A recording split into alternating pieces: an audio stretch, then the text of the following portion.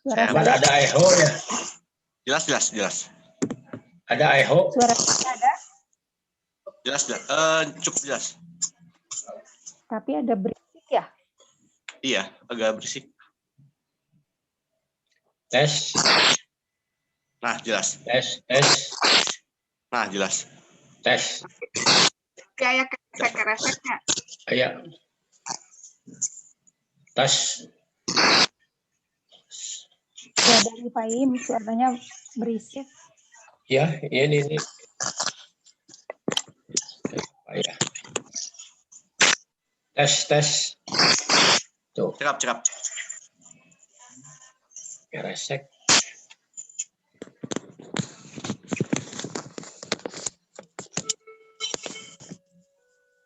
Cekap, Pak.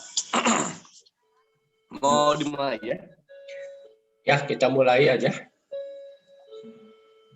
Siap. Bismillahirrahmanirrahim. Assalamualaikum warahmatullahi wabarakatuh. Waalaikumsalam warahmatullahi Waalaikumsalam warahmatullahi wabarakatuh. Alhamdulillahirabbil alamin. Wassalatu washabbihi ajma'in. Asyhadu an la ilaha illallah wa asyhadu anna Muhammadan abduhu wa rasuluhu allazi la nabiyya ba'da. Raditu billahi robba wa bil islami dina Nabi Muhammadiyya wa rasulah. Rabbi zidni ilman warzuqni fahma. Rabbi shrah li sadri wa yassir li amri wahlul 'uqdatam min lisani yafqahu qawli. Alhamdulillah bisa kembali bergabung di kuliah halal pertemuan ketiga bersama Profesor Dr. Slamet Ibrahim. Alhamdulillah di kesempatan kali ini kita bisa kembali untuk silaturahim. Allah masih mengaruniai kita berbagai macam keberkahan, keselamatan, dan kesempatan untuk thalabul ilmi, untuk menuntut ilmu, dan semoga apa yang kita laksanakan di kesempatan kali ini Allah catat sebagai amal soleh. Amin ya Allah ya Rabbal Alamin. Oke, Bapak, Ibu, dan rekan-rekan yang dirahmati oleh Allah, perkenalkan nama saya Lutfi Wisnuwardana dan izinkan saya untuk memandu acara pada hari ini. Acara ini terselenggara berkat kolaborasi dari Pusat Halal Salman yang juga didukung oleh Bank Indonesia dan Wakaf Saman. Tak lupa acara ini juga terselenggara berkat dari donasi dan wakaf dari Bapak, Ibu, dan rekan-rekan sekalian. Apabila Bapak, Ibu, dan rekan-rekan sekalian tertarik untuk berdonasi ataupun wakaf, dapat menghubungi admin acara hari ini atau langsung bisa menghubungi admin Instagram Wakaf Salman. Bapak, Ibu, dan rekan-rekan yang dirahmati oleh Allah, topik kali ini akan membahas lanjutan dari pertemuan kedua, yaitu bagaimana memahami undang-undang dan jaminan produk halal dan implementasinya. Dan insya Allah, moderator hari ini adalah Ibu Tati Suryati Syamsuddin. Assalamualaikum Ibu. Waalaikumsalam warahmatullahi wabarakatuh. Oke, nah kali ini Ibu Tati Suryati Syamsuddin akan berlaku sebagai moderator untuk memandu jalannya keberjalanan acara hari ini. Baik, sebelum kita mulai, izinkan saya untuk membacakan beberapa peraturan terlebih dahulu. Yang pertama, mohon untuk menjaga adab selama acara ini berlangsung. Yang kedua adalah apabila Bapak, Ibu, ataupun rekan-rekan sekalian ingin bertanya dapat menggunakan kolom chat. Mohon maaf, fitur raise hand, fitur unmute akan kami tidak berlakukan. Dan insya Allah ketika keberjalanan kali ini, mohon maaf juga slide materi tidak akan kami berikan. Maka dari itu, mohon untuk menyiapkan perangkat catatan untuk menyimak kuliah halal pertemuan 3 kali ini. Baik, Bapak, Ibu, dan rekan-rekan yang dirahmati oleh Allah, mari kita mulai kajian ini dengan bacaan ta'awuz dan basmalah bersama-sama. A'udzubillahiminasyaitonirrajim. Bismillahirrahmanirrahim. Pada Ibu Tati, waktu dan tempat kami persilahkan. Baik, terima kasih. Bismillahirrahmanirrahim. Assalamualaikum warahmatullahi wabarakatuh.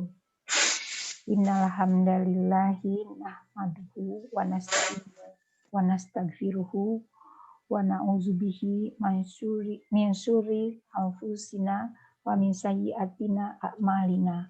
May yahdihillahu fala mudhillahu wa may yudlilhu fala hadiyalahu.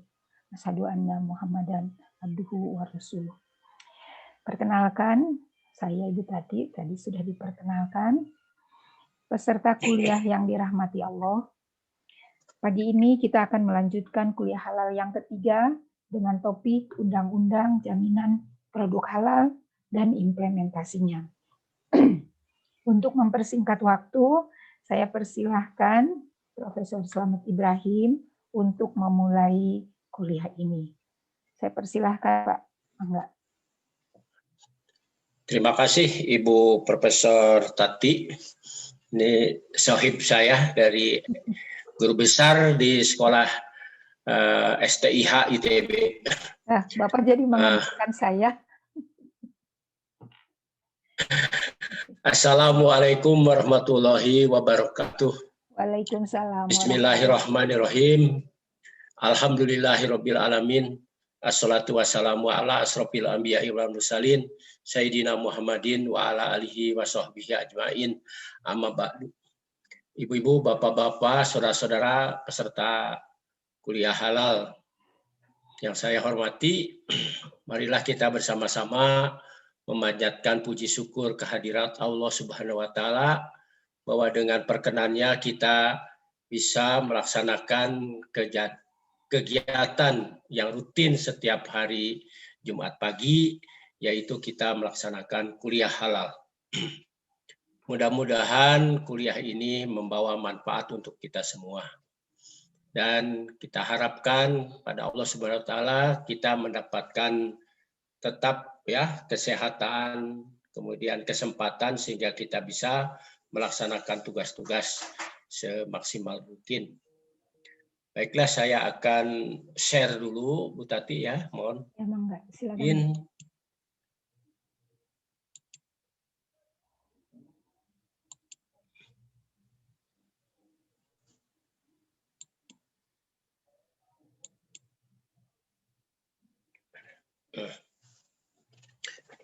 Jadi pada pagi hari ini kita akan bersama-sama memahami peraturan dan perundang-undangan jaminan produk halal.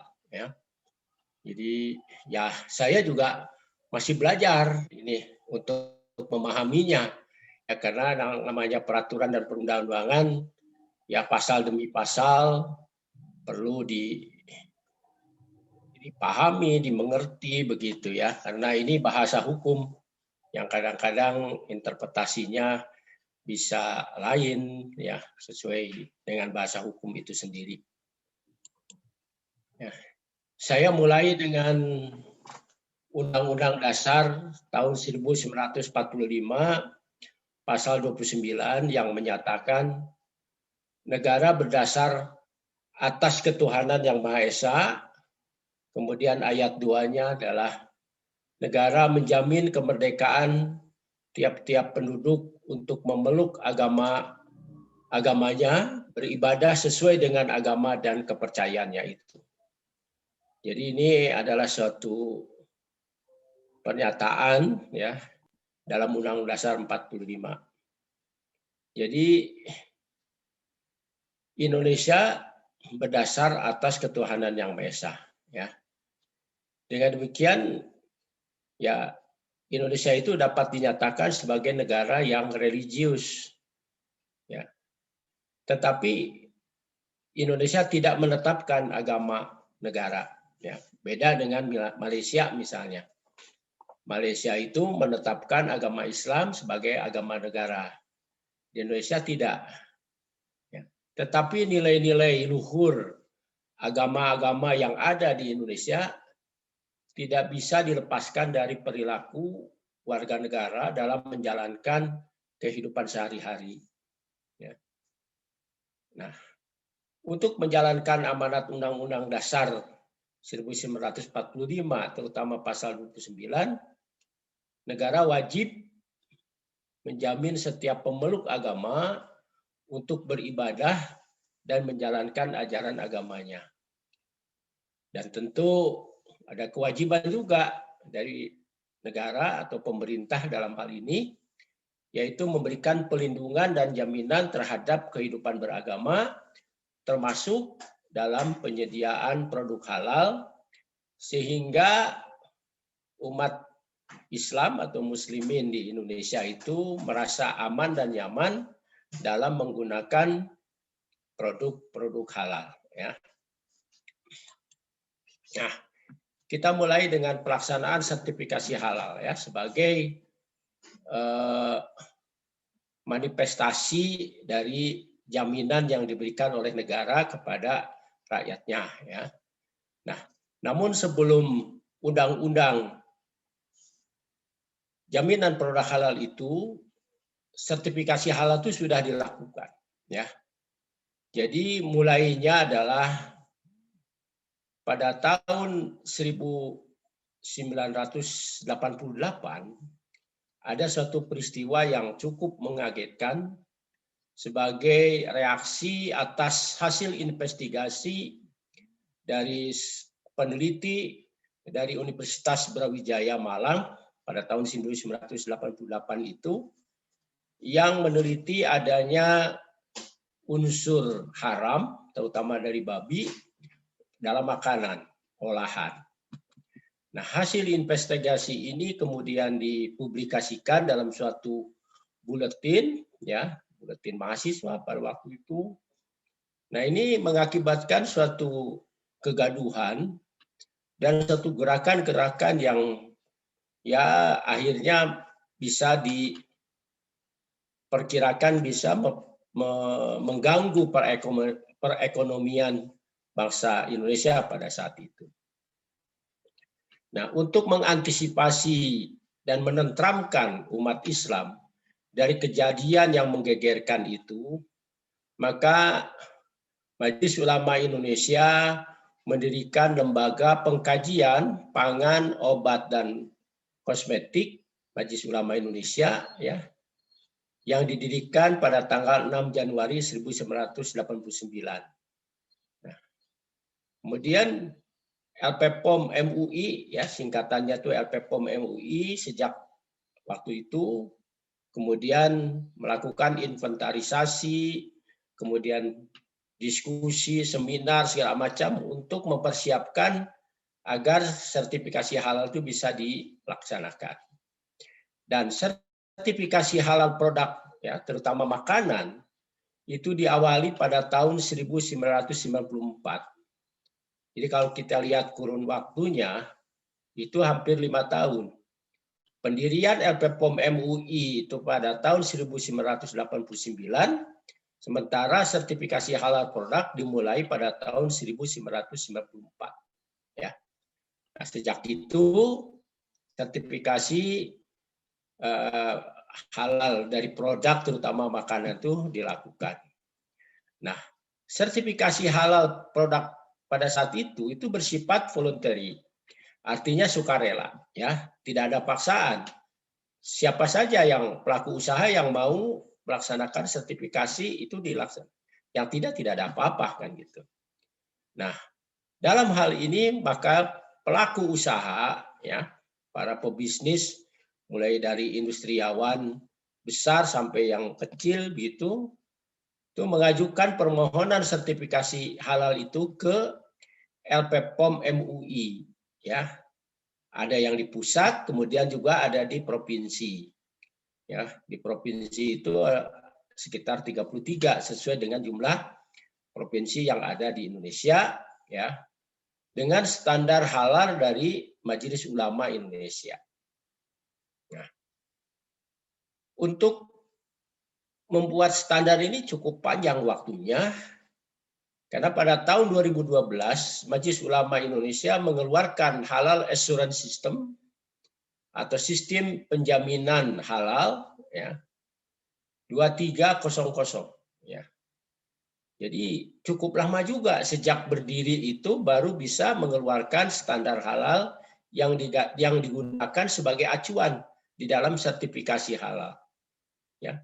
Jadi 2012 dikurangi 89 dengan 23 tahun, maka kode 23 itu sebagai peringatan bahwa baru 23 tahun Majelis Ulama Indonesia mengeluarkan suatu sistem ya standar halal yang menjadi acuan di dalam sertifikasi halal. Kemudian pada tahun 2013 MUI mengeluarkan SEROL, yaitu suatu sistem sertifikasi halal yang online. Ya. Nah, kemudian pemerintah ya tidak tinggal diam, ya. Jadi pemerintah juga membuat undang-undang yang terkait dengan produk halal, tetapi tidak langsung ya. Jadi ada di dalam pasal-pasal dalam undang-undang dan peraturan itu ada kata-kata halal ya. Jadi pangan halal, kemudian produk halal ya, logo atau label halal itu ada di situ ya, tetapi tidak langsung bagaimana ya peraturan itu ya menceritakan bagaimana memproduksi produk halal. Bagaimana produk halal itu ya disiapkan dan lain sebagainya, bahannya dan lain sebagainya itu tidak ada di situ. Ya. Itu undang-undang cukup banyak ya. Yang saya tahu itu misalnya Undang-Undang tentang Pangan ya, nomor 7 tahun 96, kemudian tahun 1999 tentang perlindungan konsumen ya yang memuat pasal 62 dan 63 tentang sanksi ya, sanksi pidana, ketentuan pidana, salah satunya ya yang untuk ya mengantisipasi pasal kalau nggak salah pasal 8 itu yang mengatakan untuk ya perusahaan atau pelaku usaha yang sudah mencantumkan label halal tapi tidak menyiapkan pangan halal atau produk halal sesuai dengan janjinya dalam label, itu bisa kena hukuman ya badan maupun hukuman denda kan seperti itu. Tapi bagaimana menyediakan produk halal tidak disebutkan di situ ya. Demikian juga di dalam label iklan pangan. Nah, Undang-Undang Nomor 18 Tahun 2009 tentang peternakan dan kesehatan hewan itu juga mencantumkan tentang daging. Ya, jadi daging ya ternak itu harus mencantumkan sertifikat veteriner dan sertifikat halal. Tapi bagaimana sertifikat halalnya? Tidak disebutkan di situ. Ya. Jadi ini semua ya yang kaitan dengan undang-undang itu tidak secara langsung mengurus mengenai bagaimana produk halal itu sendiri. Ya. Jadi secara tidak langsung saja. Jadi inilah yang menjadi alasan perlunya undang-undang jaminan produk halal itu. Yang pertama, tadi saya katakan bahwa pemerintah sudah mengeluarkan beberapa undang-undang dan peraturan yang terkait dengan halal, tetapi tidak secara langsung. Kemudian akibatnya apa? Muncullah berbagai kejadian dan pertimbangan yang menjadi dasar pemikiran mengenai perlunya sistem sertifikasi halal diatur oleh suatu undang-undang. Apa saja? Pertama, pengaturan produk halal masih menggunakan pendekatan sektoral ya dan parsial. Jadi masing-masing ya, tidak sistemik ya, tidak sistemik. Dan ya implementasinya tidak sistemik dan konsisten. Jadi karena parsial tadi ya. Yang peternakan ngurusnya daging saja. Kemudian makanan ya tadi bagaimana sebenarnya itu di situ aja ya. Kemudian pelaksanaannya tumpang tindih. Ya, tumpang tindih misalnya yang banyak dikeluhkan pada waktu itu adalah antara pembuat standar halal ya dengan pemeriksaan kehalalan kemudian penetapan status kehalalan itu berada di satu lembaga non pemerintah. Ini ya, itu yang banyak dikeluhkan itu.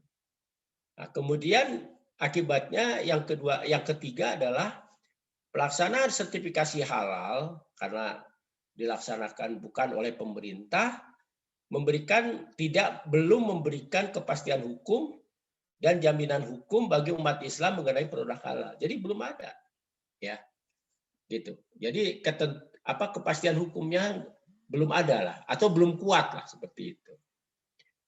Ya akhirnya pada tahun 2004 ya, dan juga diperbaiki pada tahun 2006, rencana undang-undang jaminan produk halal diajukan ya sebagai ya legislasi nasional ya sebagai dari prolegnas atas inisiatif DPR ya. Jadi tahun 2004 mulainya, kemudian diperbaiki 2006, RUU itu diajukan atas inisiatif DPR. Nah, jadi undang-undang jaminan produk halal itu ya itu disetujui oleh sidang paripurna DPR itu pada tanggal 25 September 2014 pada hari Kamis. Nah, RUU itu kemudian menjadi undang-undang ya. RUU jaminan produk halal kemudian disahkan menjadi undang-undang jaminan produk halal. Nah, kemudian dari 25 September baru tanggal 17 Oktober 2014 Presiden Susilo Bambang Yudhoyono menandatangani RUU tersebut menjadi undang-undang diberi nomor 33 tahun 2014 tentang jaminan produk halal, UU JPH. Nah, pada hari yang sama Menteri Hukum dan Hak Asasi Manusia pada waktu itu Pak Amir Samsudin mencantumkan undang-undang jaminan produk halal itu di dalam lembaran negara ya nomor 295 tahun.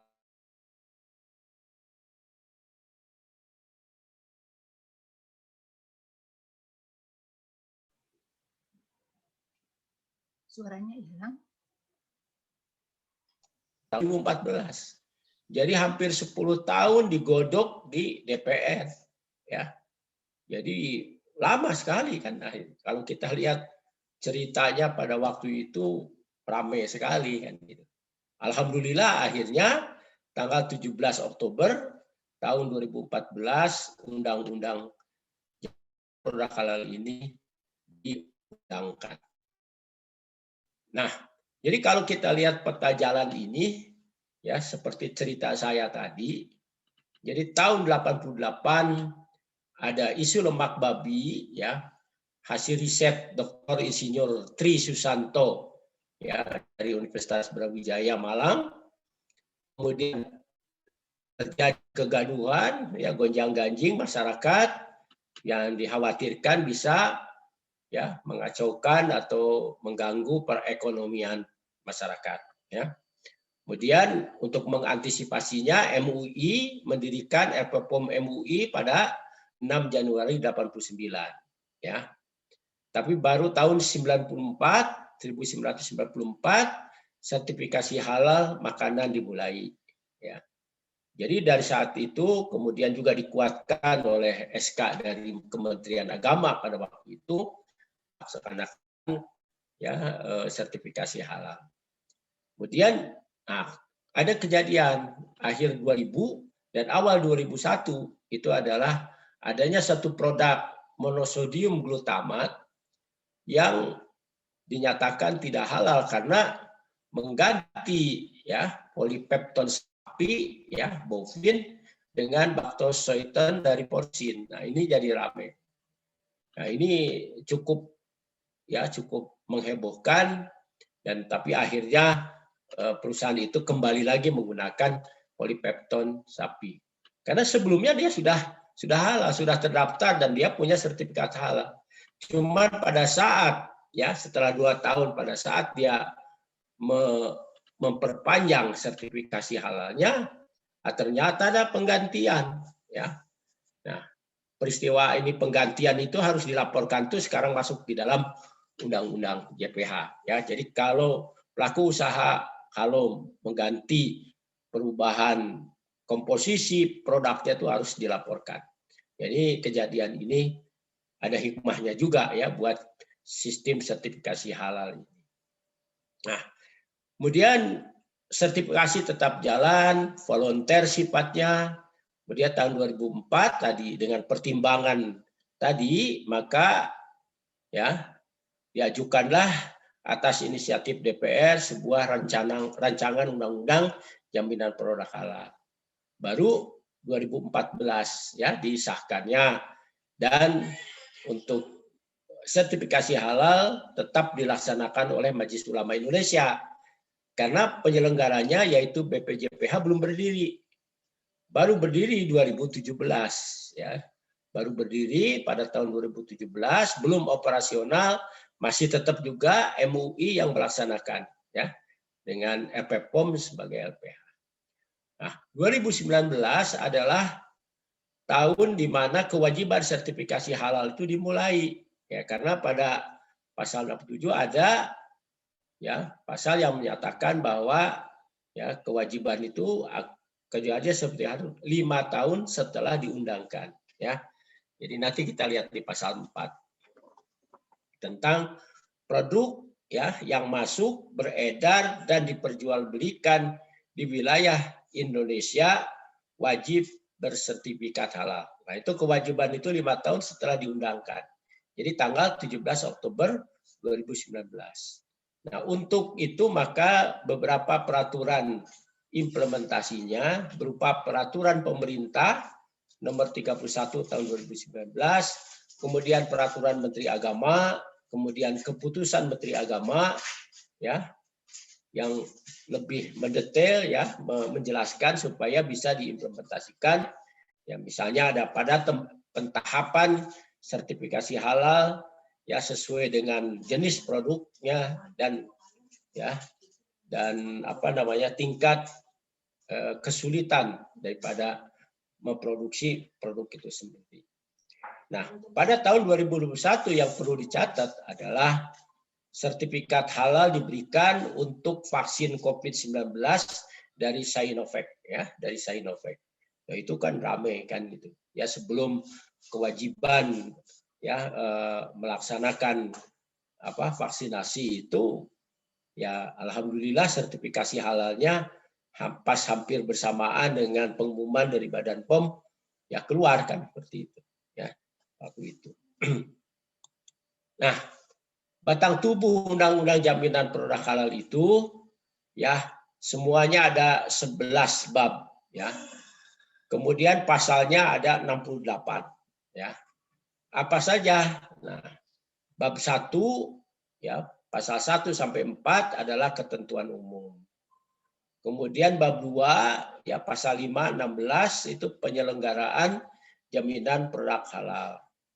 Kemudian pasal 3 ya pasal 3 bab 3 pasal 17 sampai dengan 22 itu bahan dan proses produk halal.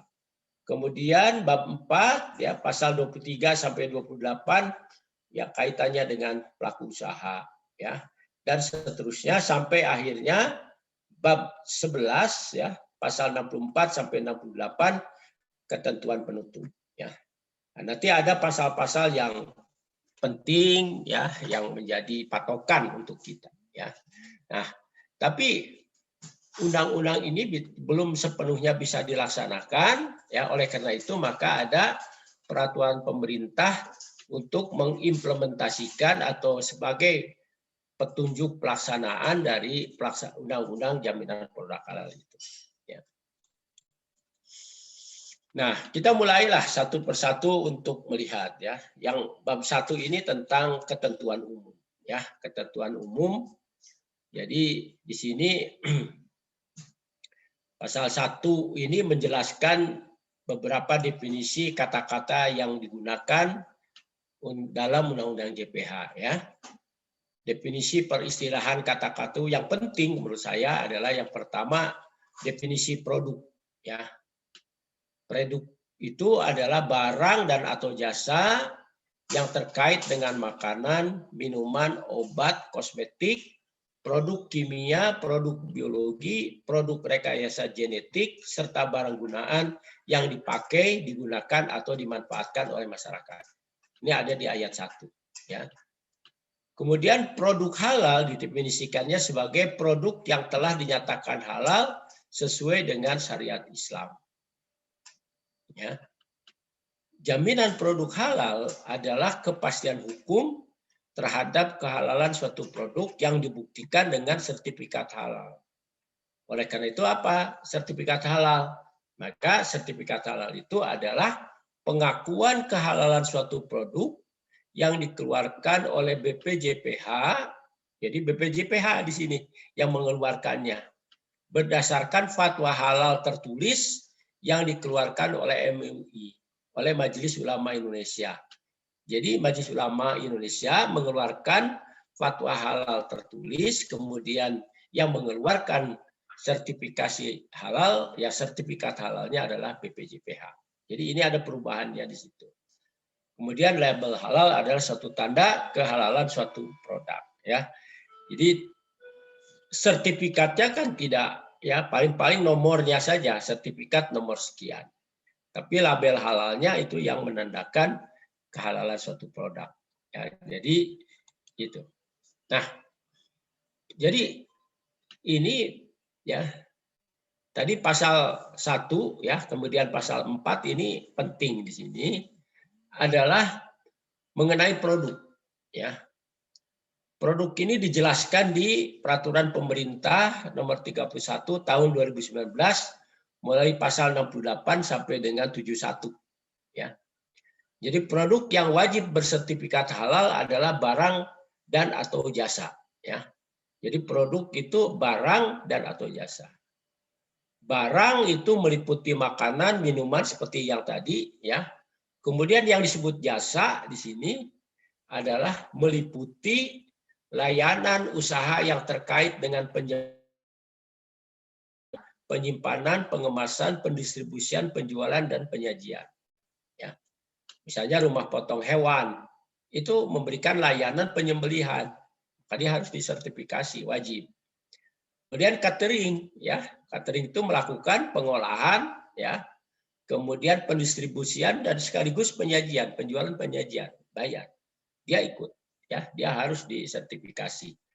Rumah makan, restoran juga itu akan jasanya, kan? Ya jasanya, kemudian dia mengolah, ya mengemas kadang-kadang. Kemudian penjualan dan penyajian. Jadi dia ya perusahaan seperti itu harus dilakukan. Nah, kemudian yang melakukan penjualan juga sama. Jadi warung-warung, kemudian pedagang kaki lima ya. Jadi pelaku-pelaku usaha seperti itu kan gitu. Nah, berikutnya apa yang masuk dengan barang gunaan? Ya, barang gunaan. Jadi kan tidak diterangkan di Undang-Undang JPH itu, tapi diterangkan di Peraturan Pemerintah 31 tahun 2019. Jadi barang gunaan itu yang dipakai, digunakan, dimanfaatkan hanya bagi barang yang berasal dari dan atau mengandung unsur hewan. Ya. Jadi yang disertifikasi itu adalah barang gunaan yang mengandung unsur hewan. Gitu. Apa saja? Jadi barang gunaan yang dipakai meliputi sandang, penutup kepala, dan aksesoris. Ya, termasuk sepatu, ya, baju, celana, kan gitu, sandang. Kemudian barang gunaan yang digunakan, misalnya PKRT, perbekalan kesehatan rumah tangga, ya, peralatan ibadah bagi umat Islam, kemasan, dan lain sebagainya. Kemudian barang gunaan yang dimanfaatkan, misalnya alat kesehatan. Nah ini diterangkan di peraturan pemerintah ya untuk lebih jelasnya lagi. Nah pasal 2 yang berkaitan dengan asas penyelenggaraan ya jaminan produk halal itu. Asasnya itu ada 6 ya. Yang pertama pelindungan bagi masyarakat Muslim Indonesia. Ini tadi sudah dinyatakan kan sebagai pelindungan. Jadi negara harus memberikan pelindungan ya kepada umat beragama untuk melaksanakan ibadah ya melaksanakan sesuai dengan kepercayaannya. Jadi memberikan pelindungan. Kemudian keadilan yang proporsional bagi setiap warga negara. Ya, ini setiap warga negara. Karena warga negara yang ada di Indonesia itu bukan hanya orang Muslim saja. Ada penganut agama lain. Maka harus keadilannya proporsional. Ya.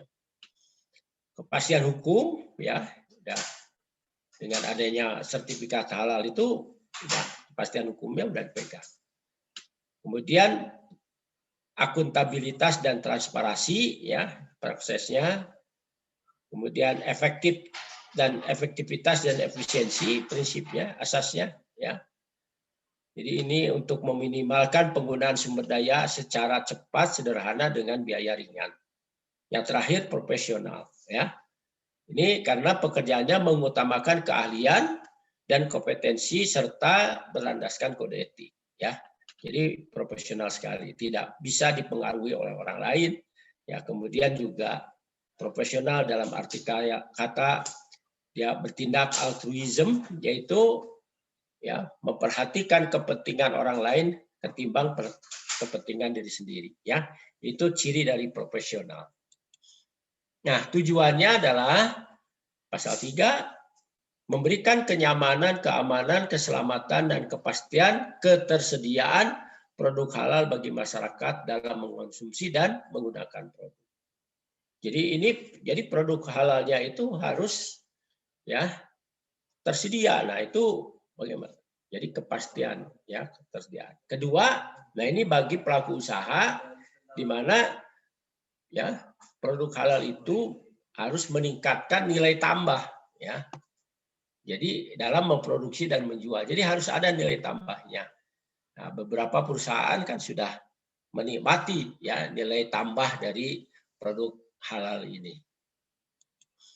Nah, untuk menjelaskan lebih lanjut, ya, maka kita harus melihat, ya, pengaturan penyelenggaraan jaminan produk halal itu melibatkan banyak, ya, tidak hanya BPJPH, minimal ada 7 di sini, ya. Itu saya kelompokkan 7, di mana yang memegang peranan adalah BPJPH. Saya taruh di tengah di situ. Jadi yang berperan utama adalah BPJPH, kemudian, ya, Majelis Ulama Indonesia yang menetapkan status kehalalan produk, ya. LPH, Lembaga Pemeriksa Halal, adalah yang memeriksa, ya, kehalalannya, jadi memeriksa kehalalannya, kemudian nanti diketok palunya oleh Majelis Ulama Indonesia, seperti itu. Jadi itu 3 serangkai ini harus kerja erat, kan, harus kerja sama, kan.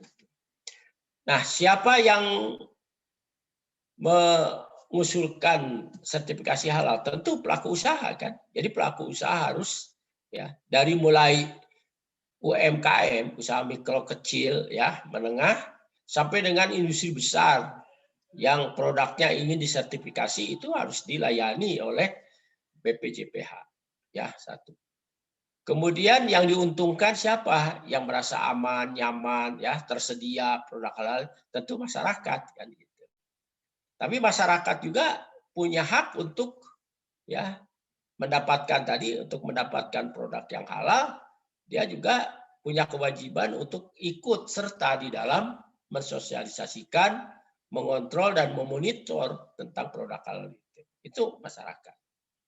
Nah, kaitannya dengan lembaga terkait, karena produknya itu tidak bisa, ya, serta-merta sendiri, tapi akan terkait dengan lembaga kementerian dan lembaga terkait dengan produk itu.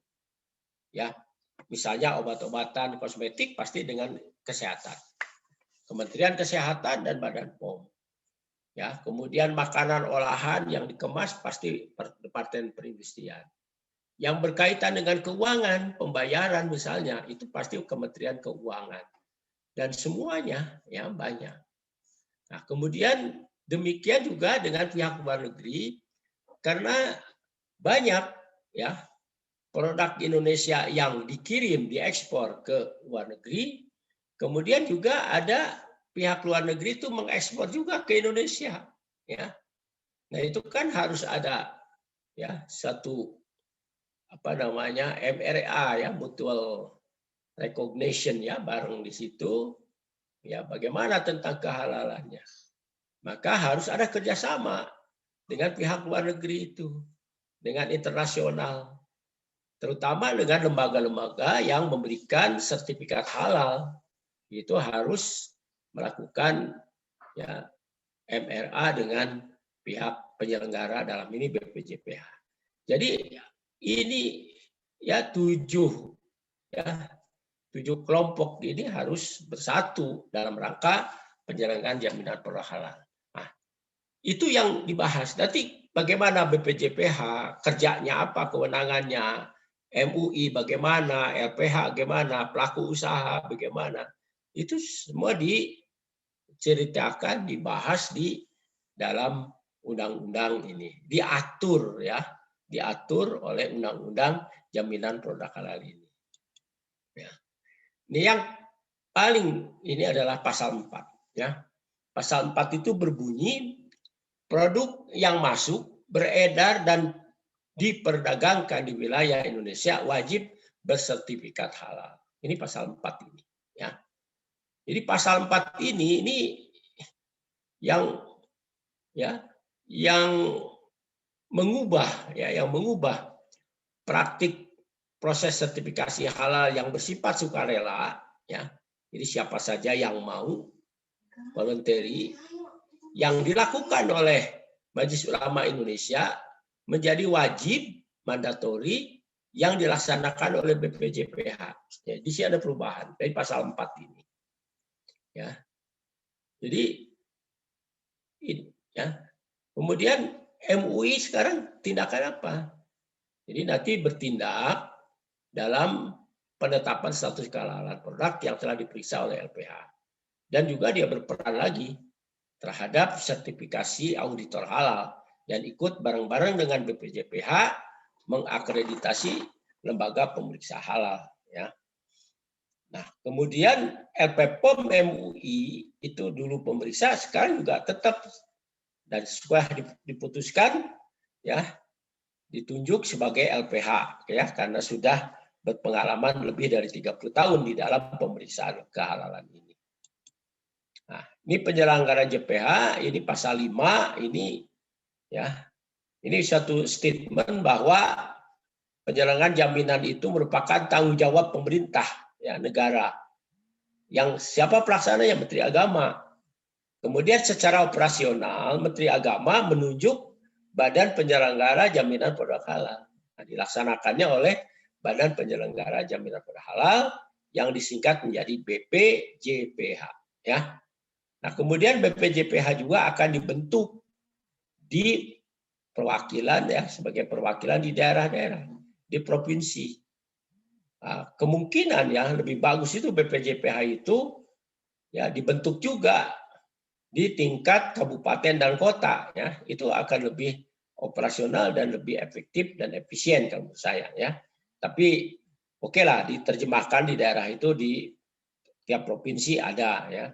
Tapi insya Allah suatu saat ini akan didirikan di tingkat kabupaten atau kota, ini insya Allah ya. Ini belum. Jadi istilah perwakilan di daerah itu kan harus diterjemahkannya bagaimana kan di situ. Kemudian mengenai tugas fungsi susunan BPJPH itu diatur oleh peraturan presiden. Nah, itu sudah ada peraturan nomor 83 tahun 2015. Itu sudah ada ya. Dan dengan dasar ini maka BPJPH itu dibentuk ya sebagai bagian suatu badan ya independen yang bertanggung jawab kepada Menteri Agama ya, Menteri Agama. Nah, bagian kedua BPJPH ini kewenangannya ya. Jadi kewenangannya di pasal 6 ya. Yang pertama merumuskan dan menetapkan kebijakan JPH ya. Nah, ini harus dirumuskan itu ya. Dan ditetapkan apa sih kebijakan JPH-nya. Ya. Ini ya harus betul-betul dibuat ini ya. Sampai sekarang saya belum mendengar kebijakannya itu seperti apa ya. Kemudian menetapkan norma, standar, prosedur dan kriteria jaminan produk halal. Ini juga belum, ya. Jadi standar halal, norma halal, kriterianya itu harusnya muncul. Dan yang membuat itu adalah BPJPH, ya, bahwa nanti dalam pembuatannya itu atau dalam penetapan itu melibatkan komponen lain itu masalah lain. Tapi yang mempunyai kewenangan itu adalah BPJPH. Menerbitkan dan mencabut sertifikat halal dan label halal dari perusahaan, ya. Jadi dia menerbitkan dan dia juga punya kewenangan untuk mencabut, ya. Kemudian melakukan registrasi sertifikat halal pada produk luar negeri. Nah, itu tadi, ya. Lembaga terkait terutama, ya, dengan lembaga yang memberikan sertifikasi halal itu harus ada kerjasama, kan, gitu. Jadi bagaimana itu?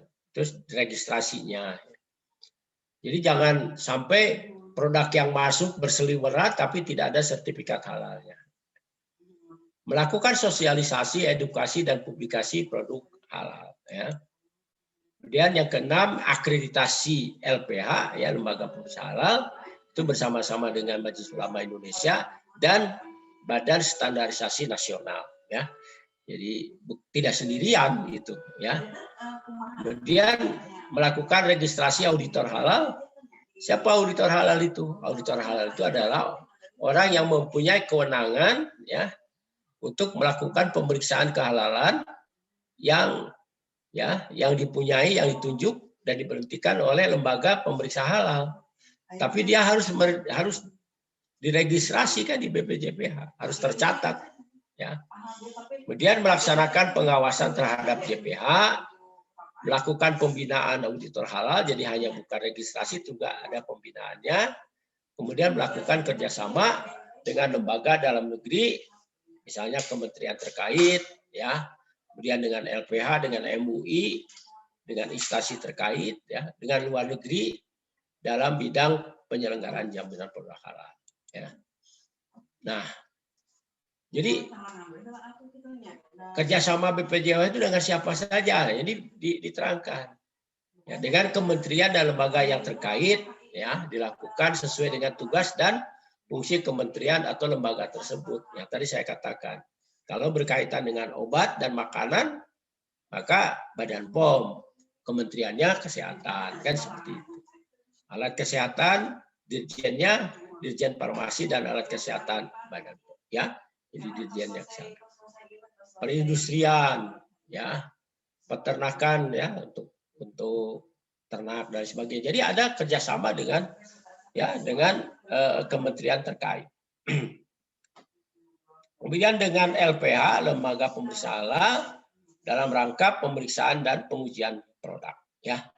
Kemudian dengan Majelis Ulama untuk sertifikasi auditor halal, penetapan kehalalan produk dan akreditasi LPH. Jadi ada di situ, ya.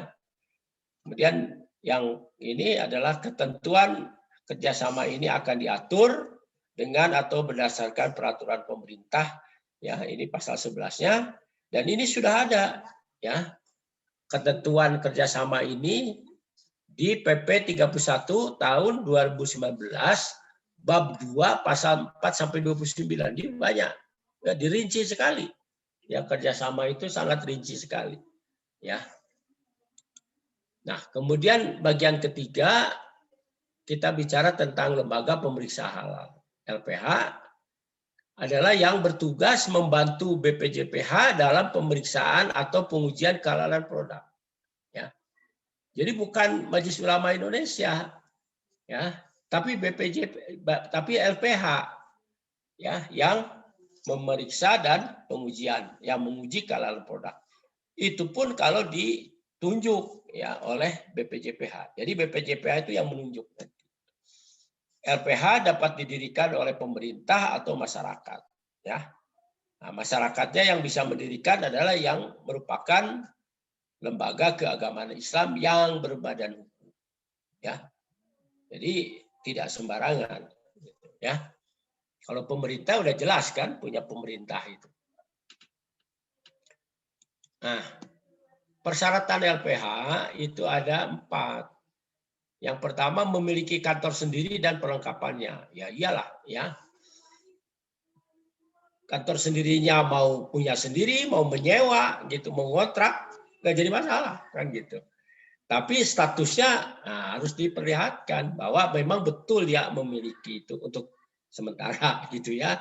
Yang nyewa kan sementara kan gitu. Tapi ada bukti-buktinya ya semua.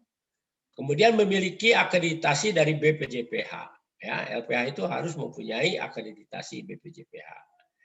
Kemudian memiliki auditor halal paling sedikit 3 orang, jadi paling sedikit 3 orang. Kemudian memiliki laboratorium atau kesepakatan bagi kerjasama, ya kesepakatan kerjasama dengan lembaga lain yang memiliki laboratorium dan yang punya sertifikat ISO SNI 17025 ya ini ya. Jadi aturan detail tentang lembaga ya pemeriksa halal terdapat dalam PP nomor 31 tahun 2019 tentang peraturan pelaksanaan Undang-Undang JPH pada bab 3 tentang LPH ya. Jadi pasalnya 30 sampai 42. Cukup banyak. Ya, itu persyaratan segala macamnya ada di situ. Nah, yang bekerja yang mempunyai memeriksa ya kehalalan dan pengujian itu adalah auditor ya.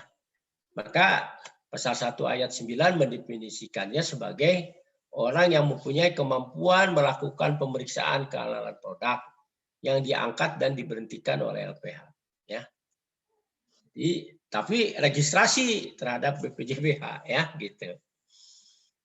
Syaratnya adalah beragama Islam, warga negara Indonesia beragama Islam. Berpendidikan paling rendah sarjana strata 1 di bidang pangan, kimia, biokimia, teknik industri, biologi dan atau farmasi. Nah, ini sudah ada ya kejelasan ya berkaitan dengan produk ya berkaitan dengan jasa tadi, produk dan jasa. Berikutnya memahami dan memiliki wawasan luas mengenai kehalalan produk ya menurut syariat Islam. Makanya kuliah ini saya awali ya dengan konsep ya kehalalan atau halal haram itu menurut syariat Islam. Jadi kalau saudara nanti peserta kuliah ini ada yang ingin jadi auditor halal, minimal sudah punya ya bekal tentang prinsip-prinsip ini ya. Kemudian mendahulukan kepentingan umat di atas kepentingan pribadi atau golongan, jadi altruistiknya, ya, dan memperoleh sertifikat dari MUI. Jadi disertifikasi oleh Majelis Ulama Indonesia, ya. Jadi seperti itu. Jadi tidak sembarangan gitu ya, karena dia yang punya kewenangan memeriksa kehalalan produk. Jadi harus sudah teruji orangnya, harus profesional, ya, harus profesional. Kompeten ya, kemudian altruistik ya, jadi mementingkan kepentingan umat daripada sendiri ya, pribadi atau golongan sendiri. Itu altruistiknya seperti itu. Nah, apa tugasnya? Pertama, memeriksa dan mengkaji bahan yang digunakan. Nah, yang dikaji apa? Yaitu kehalalan, status kehalalan dari bahan itu. Ya, kalau ada sertifikat halalnya gampang. Ya udah halal. Sertifikat halal nomor sekian sampai kapan ada ya gitu. Tapi kalau tidak ada ya dipelajari. Ya, apa yang pelajari? Ya adalah titik kritis kehalalan bahan tersebut sehingga kita bisa memprediksi kira-kira ini statusnya apa ya, halal, haram atau syubhat ya, 3 kan itu. Nah, nanti kan yang ketok palu yang menetapkan adalah tapi informasi itu dari kita, ya, dari para auditor halal, ya. Kemudian sama mengkaji proses pengolahan produk juga, ya. Transformasinya itu bagaimana kan gitu, lain kerjanya gimana, peralatannya semua itu dalam proses itu, ya. Jadi diperiksa. Kemudian memeriksa dan mengkaji sistem penyembelihan, ya, penyembelihan hewan darat. Hewan halal ya, hewan darat halal itu harus disembelih baru bisa halal. Kalau tidak disembelih kan tidak boleh, itu sama dengan bangkai, ya seperti itu. Jadi harus betul, ya baca Bismillah, kepotong tidak urat yang 3 itu, jadi semua ada, ya. Kemudian meneliti lokasi produk, ya in situ, periksa fasilitasnya, peralatannya, ruang produksi, penyimpanan sekaligus, ya pendistribusiannya, penyajian semua diperiksa.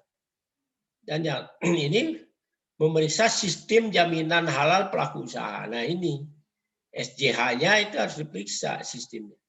Nah ini sekarang mengacu kemana? Nah untuk sementara mengacu kepada HAS 23000, ya karena ya ada 2 selain SJPH itu, ada SNI, ya saya lupa 2019, 9001, 2019 tentang sistem manajemen halal, ya. Ya, tapi kurang operasional karena LPPOM MUI lebih karena sudah lama dia familiar dengan ya HAS 2300, ya seperti itu. Nah, ketentuan lebih lanjut tentang LPH dan auditor halal itu ada di pasal 16 peraturan pemerintah yang tadi sama 31 2019, ya. Jadi ada di situ pasalnya 40-42, ya 40-42. Nah, kemudian bicara juga tentang bahan dan proses produk halal, ya. Menurut ayat 1 pasal 1 ayat 4 adalah bahan unsur yang digunakan untuk membuat atau menghasilkan produk, ya. Jadi produksi itu kan transformasi bahan awal menjadi produk yang lebih berharga. Nah, jadi produknya terdiri dari apa? Jadi macam-macam. Sementara proses adalah rangkaian kegiatan untuk menjamin kehalalan produk, mencakup penyediaan bahan, pengolahan, penyimpanan, pengemasan, pendistribusian, penjualan, dan penyajian. Ya. Nah, ini proses ini sempat berkembang.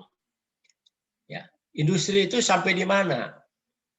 Kan tidak sampai penjualan, penyajian kan? Jadi dan distribusi juga adalah distributor yang lain yang melakukan.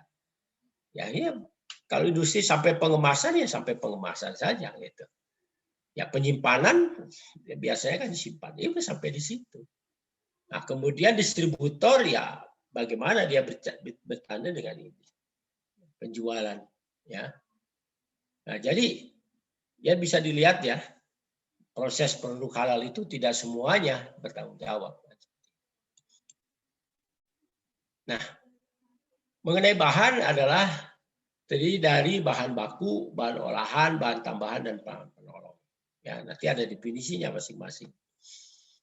Itu sumbernya berasal dari hewan, tumbuhan, mikroba, atau bahan yang dihasilkan melalui proses kimiawi, proses biologi, dan proses rekayasa genetik.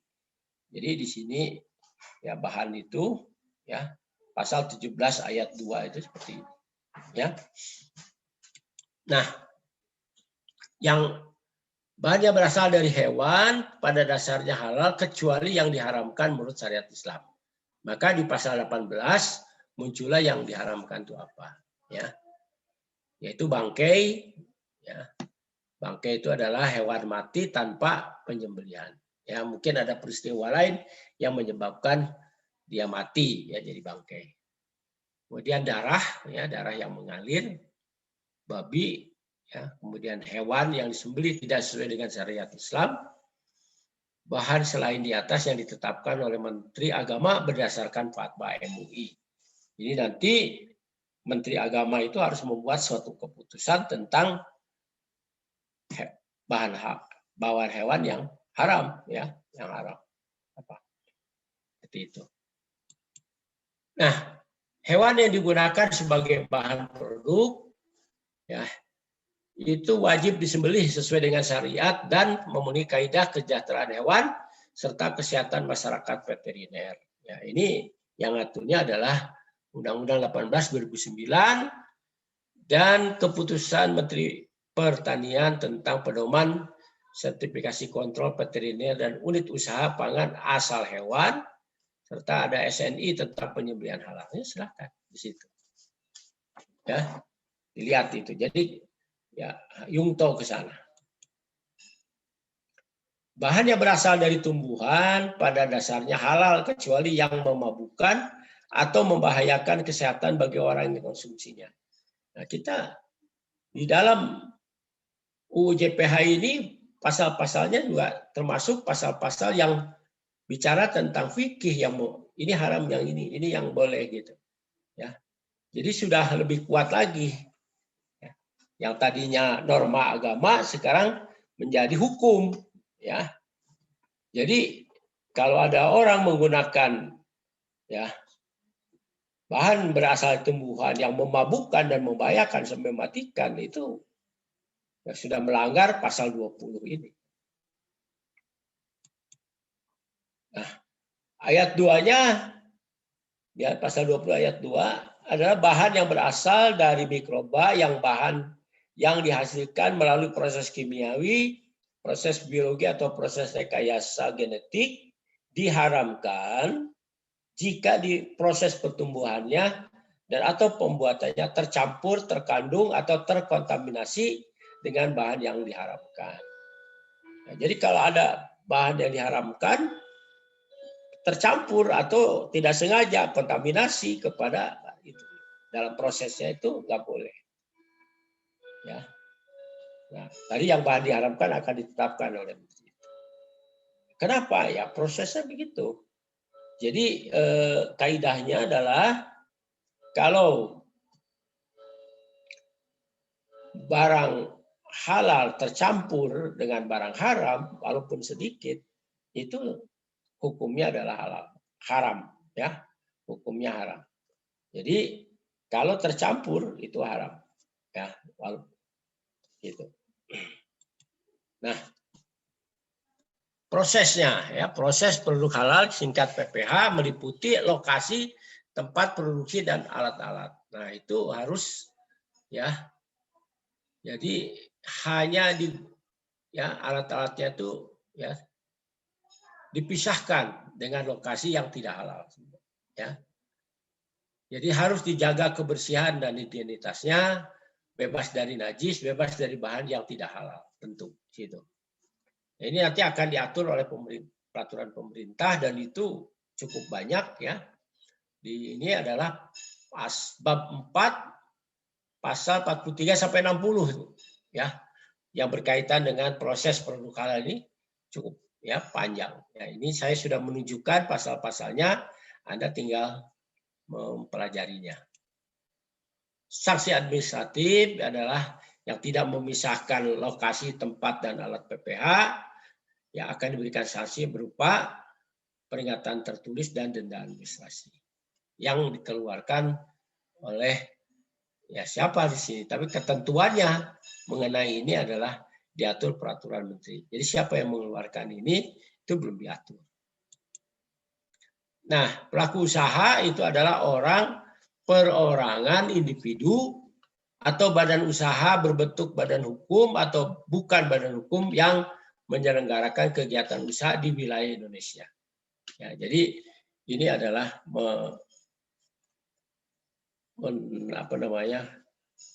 mendefinisikan ya bahwa yang melaksanakan usaha, ya, kegiatan usaha di wilayah Indonesia. Singkatnya adalah pelaku usaha, jadinya kan seperti itu. Ya, itu pelaku usaha itu berhak memperoleh, jadi punya hak memperoleh informasi, edukasi, sosialisasi mengenai sistem JPH. Ya. Jadi para pelaku usaha itu makanya pada ikut kuliah dalam rangka ini, ya, mendapatkan informasi dan edukasi tentang sistem jaminan produk halal. Kemudian ada pembinaan dalam memproduksi produk halal, yaitu BPJPH pemerintah dalam hal ini. Kemudian ya memperoleh pelayanan untuk mendapatkan sertifikat halal secara cepat, efisien, biaya terjangkau dan tidak diskriminatif. Ya, ini tidak. Kamu mah nggak boleh karena kamu tukang pedagang bakso, itu nggak bisa. Tidak boleh diskriminatif. Dia harus sama dilayani pada saat melakukan ya sertifikasi halal.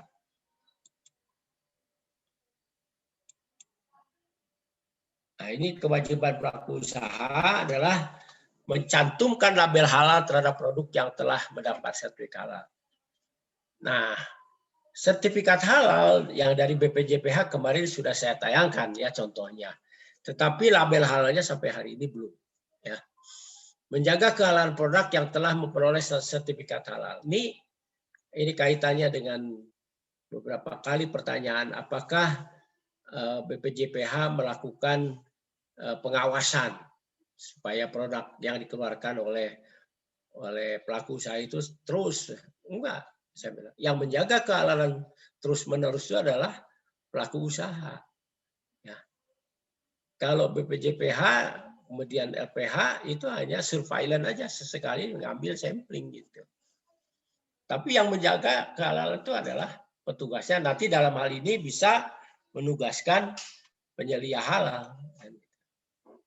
Kemudian memisahkan lokasi dan seterusnya. Memperbaharui sertifikat halal jika masa berlaku telah habis, telah berakhir. Kan masa lakunya itu 4 tahun. 3 bulan sebelum habis harus dilaksanakan, harus pendaftaran ulang dan sebagainya. Kemudian melaporkan perubahan komposisi bahan kepada BPJPH, nah, supaya kejadian ya produk monosodium glutamate itu tidak terulang lagi, karena tidak ada kewajiban untuk melaporkan perubahan komposisi bahan. Ya, kalau itu kan ada. Ya, itu wajib. Kemudian pelaku usaha produk haram pasal 26 ini penting juga dicatat ya. Kenapa? Karena pelaku usaha yang memproduksi produk dari bahan yang berasal dari bahan yang diharamkan dikecualikan dari mengajukan permohonan sertifikat halal. Jadi tidak perlu mengajukan permohonan sertifikat halal karena tidak mungkin yang sudah mengandung yang haram itu seperti misalnya daging babi atau makanan babi, kemudian pengen ada halalnya nggak bisa kan, itu percuma. Jadi sudah tidak perlu di situ ya, dikecualikan, tidak perlu daftar, tidak kenapa. Nah, tapi ada kewajiban. Kewajibannya adalah mencantumkan keterangan tidak halal pada produksi. Apa misalnya gambar, ini gambar apa namanya kepala babi atau babi dari pinggir, kan sudah pernah ada di undang-undang label halal itu, ya sudah ada yang berlaku. Nah itu keterangan tidak halal. Jadi ya adil ya, secara proporsional kan. Yang sertifikat halal itu ya makanan yang dikonsumsi oleh orang Muslim ya. Tapi juga kan bisa dikonsumsi oleh orang-orang non-Muslim kan yang halal itu, ya. Jadi bahkan lebih karena apa namanya pembuatannya hati-hati, tidak mengandung ini dan itu, maka dia super quality, ya halal quality, ya. Jadi double, ya seperti itu. Jadi pasal 26 itu memencilkan atau mengeluarkan ya pelaku usaha yang produknya tidak mungkin disertifikasi, yaitu yang terbuat dari bahan yang haram, ya seperti itu. Jadi udah jelas ya. Kalau pasal 4 kan mengatakan produk yang masuk, beredar dan diperjualbelikan di wilayah Republik Indonesia kan itu bersertifikat halal, kecuali yang bahan yang haram ini yang terbuat dari bahan yang haram tidak perlu mengajukan permohonan sertifikat halal karena tidak mungkin ya. Itu pentingnya pasal 26. Kemudian yang pelaku usaha yang melalaikan ya tidak melakukan kewajiban akan diberi sanksi administratif. Ini ada. Nah, ini penilaian halal tadi yang ada di pelaku usaha itu yang bertanggung jawab terhadap ya produk ya produksi produk halal ya, proses produksi halal. Nah, ini siapa? Nah, diangkat dan ditetapkan oleh perusahaan. Syaratnya apa? Ya. Tugasnya apa? Mengawasi proses ya produk halal di perusahaan, menentukan tindakan perbaikan dan pencegahan. Ya, jadi bagaimana kapaknya, ya istilahnya kapak CAPA ya, kemudian mengkoordinasikan proses ya, proses produksi halal, kemudian mendampingi auditor halal pada saat auditing. Jadi ya dampingi saja. Nah, penilai halal itu kan diangkat khusus, diberhentikan ya, oleh perusahaan. Nah, kalau misalnya perusahaan-perusahaan kecil ya bisa dirangkap dengan yang punya gitu, ya bisa dirangkap. Syaratnya kan beragama Islam, memiliki wawasan luas, memahami syariat tentang kehalalan dan ditetapkan oleh pelaku usaha dan dilaporkan kepada BPJPH. Jadi yang mengangkat itu ya dan memberhentikan adalah pelaku usaha. Ketentuan lebih lanjut mengenai penilaian halal diatur dalam peraturan menteri pasal ya di situ. Nah, kemudian tata cara memperoleh sertifikat halal ya. Pertama, permohonan sertifikat halal diajukan oleh pelaku usaha secara tertulis kepada BPJPH. Ada kelengkapan dokumennya. Pertama, data pelaku usaha, nama dan jenis produk harus jelas. Ya. Kemudian daftar produk dan bahan yang digunakan pakai matrik aja kan gitu. Kemudian cerita tentang proses pengolahan produk, PPH-nya, ya, PPH-nya. Nah, penetapan LPH pada saat sertifikasi itu dilakukan oleh BPJPH yang menetapkan LPH untuk melakukan pemeriksaan. Ya. Ini penetapan LPH dilakukan dalam jangka waktu paling lama 5 hari setelah semua dokumen itu diterima, dinyatakan lengkap.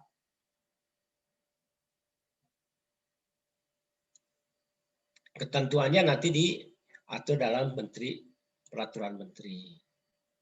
Pemeriksaan dan pengujian tadi, pemeriksaan ya dilakukan oleh auditor halal, termasuk produk ya dan juga lokasi ya.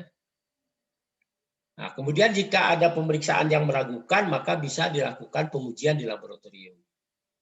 Kalau dulu yang menguji itu adalah pelaku usaha, sekarang pemeriksa yang auditor yang uji kan.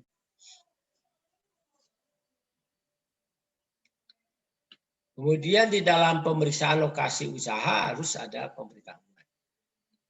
LPH menyerahkan hasil pemeriksaan dan pengujian kehalalan produk kepada BPJPH ya.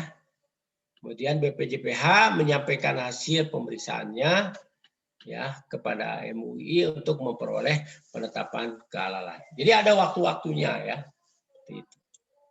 Kemudian penetapan kehalalan dilaksanakan oleh MUI Majelis Ulama Indonesia ya dilakukan dalam sidang fatwa halal. Kemudian dalam sidang fatwa itu harus mengikutsertakan pakar, unsur kementerian atau instansi terkait ya.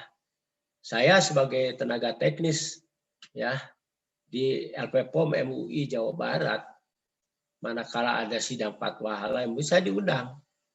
Saya diundang sebagai pakar tadi kalau ada sesuatu yang perlu diterangkan supaya lebih jelas kan gitu. Jadi sidang fatwa ini memutuskan kehalalan produk paling lama 30 hari sejak ya, MUI menerima hasil ini. Ya, tidak langsung ya, kan ditumpuk dulu. Nah, 30 sekian, 30 hari. Nah, ini penerbitan sertifikat halal dilaksanakan oleh BPJPH ya. Ini. Paling lambat 7 hari kerja terhitung sejak diterimanya keputusan kehalalan produk dari MUI ya, jadi nggak boleh lama-lama. Nah, ini kira-kira seperti ini skema sertifikasinya. Ada pelaku usaha yang daftar ke BPJPH, kemudian BPJPH menunjuk ya LPH untuk pemeriksaan, LPH datang mengaudit ya. Mengaudit, kemudian hasilnya dibawa, diserahkan ke BPJPH untuk diserahkan ke Majelis Ulama Indonesia dalam rangka permohonan untuk sertifikasi. Gitu. Nah, keluarnya dalam bentuk sertifikat halal. Ya. Nah, menurut keputusan Menteri Agama, ya untuk sementara dan seterusnya mungkin LP POM MUI yang sudah existing ini itu bertindak sebagai LPH. Ya.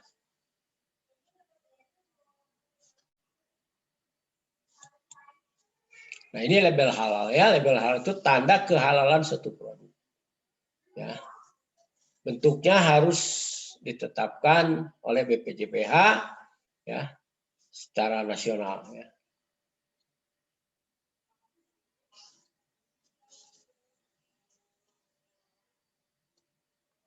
Pencantuman label halal harus mudah dilihat, dibaca, serta tidak mudah dihapus, dilepas, dan dirusak. Nah, ketentuan lebih lanjut mengenai label halal diatur oleh Peraturan Menteri. Nah, ini harus untuk beberapa ini produk ya, obat, kosmetik, makanan, ya itu harus mengikuti peraturan pelabelan yang dikeluarkan oleh Badan Pemeriksa Obat dan Makanan. Ya, jadi harus ikut di situ. Nah, kalau pelaku usaha itu tidak mencantumkan label halal, maka akan dikenakan sanksi administratif berupa teguran lisan, peringatan tertulis, pencabutan sertifikat halal. Ya. Nah, pembaharuannya, sertifikat halal itu berlaku 4 tahun. Ya. Jadi pasal 40 di ayat 1 itu 40 tahun. Yang dulu itu 2 tahun. Kemudian boleh diperpanjang, ya, paling lama 3 bulan sebelum masa berlakunya berakhir. Ya. Nanti diatur oleh Peraturan Menteri.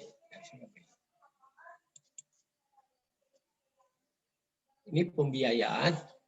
Pembiayaan, ya, sertifikat halal dibebankan kepada pelaku usaha. Ya. Nah, kemudian, dalam hal pelaku usaha merupakan UMKM, ya, maka biaya sertifikat halal dapat difasilitasi oleh pihak lain. Ya, nanti akan diatur oleh peraturan pemerintah. Sudah ada PP-nya 31 tahun 2019 pasal 5 bab 5 pasal 61 sampai 63 ya. Dan menurut Undang-Undang Cipta Kerja gratis dan tinggal ditanggulangi oleh mitra kerjanya. Ya.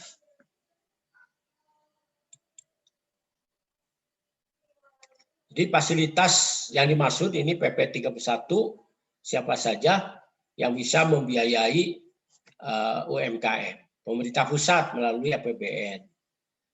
Pemerintah daerah melalui APBN dan APBD ya. Perusahaan, lembaga sosial, lembaga keagamaan, asosiasi, komunitas. Bisa ya. Nah, ini nanti ketentuannya akan diatur oleh peraturan menteri ya. Ini kan PNPB kan ya. Ini kerjasama internasional. Jadi banyak ya jenis bentuk ini dalam rangka pengembangan, dalam rangka penilaian kesusiaan atau pengakuan sertifikat halal. Jadi macam-macam tujuannya. Nah, diatur ya, banyak diatur.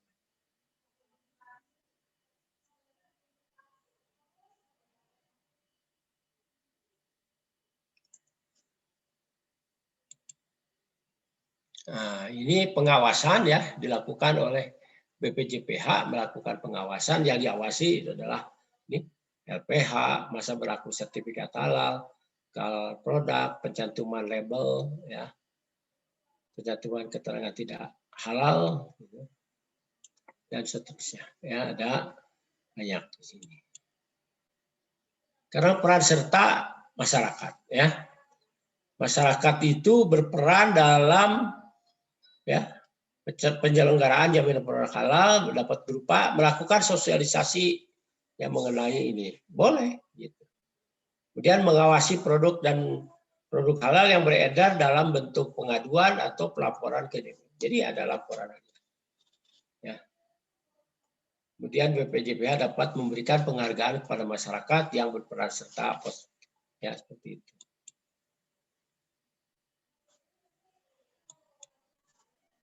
Nah, ini sanksinya ya. Sanksi-sanksi ini yang tadi saya katakan yang secara tidak langsung ya undang-undang perlindungan konsumen itu ada yang berkaitan dengan ini ya. Misalnya tidak memenuhi atau tidak sesuai dengan standar yang dipersyaratkan dan ketentuan peraturan perundang-undangan. Ya, seperti produk halal kan ada standarnya. Nah, kalau tidak memenuhi ini tuh pasalnya tuh ya 5 tahun penjara dan pidana dan dendanya 2 miliar. Ya. Tidak mungkin mengikuti ketentuan berproduksi secara halal sebagaimana pernyataan halal yang dicantumkan dalamnya. Ya. Jadi yang tidak sesuai, ya tidak sesuai dengan ini. Dia ada logonya tapi nggak sesuai. Ya itu kan nggak boleh. Nah, ini pasal 63 ini hukuman tambahan bisa perampasan barang tertentu, pengumuman putusan hakim, pembayaran ganti rugi, perintah penghentian kegiatan, ya, kewajiban penarikan barang dari produsen, dari peredaran oleh produsen, dan pencabutan izin usaha. Ya, tergantung ya dari kalau pelanggarannya. Itu. Ini di pasal 62. Ya. Jadi kan bisa dipakai kan di situ. Ini ketentuan peralihan, saudara-saudara. Sertifikat halal dari MUI sebelum undang-undang ini berlaku tetap ya. Undang-undang ini tetap berlaku sampai jangka waktu berakhir. Ya. Jadi kalau sekarang kan MUI itu 2 tahun. Ya. Tahun ketiga perbaiki ya. Jadi masih ada kan gitu. Jadi masih berlaku.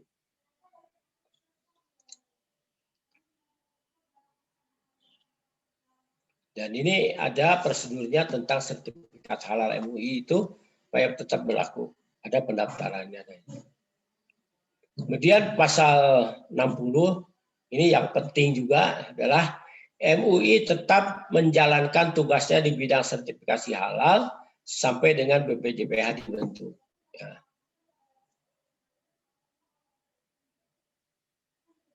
Kemudian yang penting lagi adalah ya, pasal 62.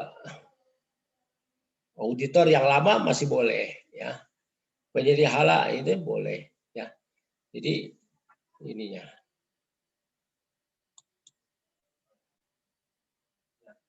Nah, ini ketentuan umum BPJPH dibentuk paling lambat 3 tahun terhitung sejak undang-undang. Ya 2017, 2018 3 tahun. Pas ya. Nah, kemudian pelaksana undang-undang yang paling lama 2 tahun. Ya. Terbitnya 2019, berarti 5 tahun ya. PP-nya. Semua peraturan yang mengatur JPH masih tetap berlaku sepanjang tidak bertentangan undang-undang. Ya. Nah, ini yang pasal 67 ayat 1 ini yang terkenal adalah produk yang beredar di perdagangan dan di wilayah Indonesia mulai berlaku 5 tahun terhitung sejak undang-undang diundangkan. Ya. Kemudian produk ini bersifat halal diatur secara bertahap dan pentahapan diatur dalam peraturan pemerintah.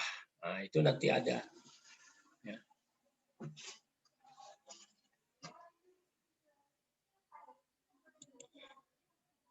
Memberlakukan undang-undang yaitu kita mulai pada saat di SBY mengesahkan ya tanggal 17, kemudian Menteri Hukum dan HAM kan mencatat di dalam lembaran negara ya nomor 2000 tahun 2014 nomor 295 ya oleh Amir Samsudin waktu itu. Nah, ini kendalanya kalau menurut saya dari peraturan pemerintah dan peraturannya. Jadi belum lengkapnya peraturan pelaksanaannya. Kemudian BPJPH belum operasional melaksanakan semua fungsi dari kewenangannya. Ya. Jenis dan jumlah produk yang diatur undang-undang itu bahan baku masih banyak yang import ya, dedicated ya di situ.